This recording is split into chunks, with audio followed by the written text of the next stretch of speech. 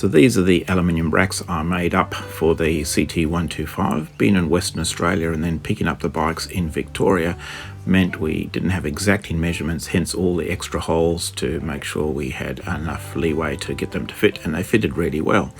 So basically they consist of 3mm plate aluminium bent over at 90 degrees and then a 5mm tubular frame that holds a pannier with a cross brace. The bolts are high tensile bolts that go into the threaded nut on the motorbike rack, and there was no need to clean that out. They fitted perfectly.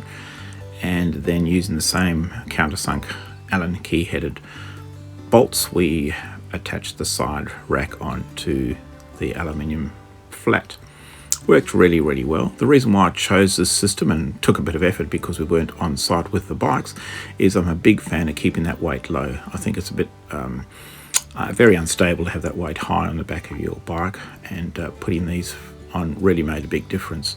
Obviously on the exhaust side the rack will sit out a little bit more than it does on the non-exhaust side, but that's not an issue, and certainly having the bags on the side does not affect performance at all.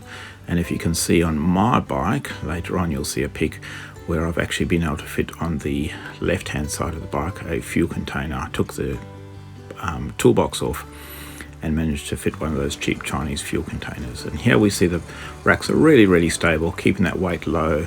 The stuff on the back is very light, and Leanne's had a few tumbles and they've handled it really well.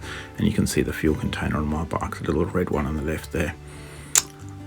All told, very happy with them.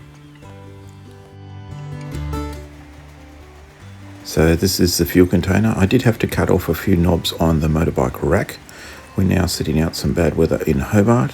Please like and subscribe if you want to see more of our adventure. Have a good one.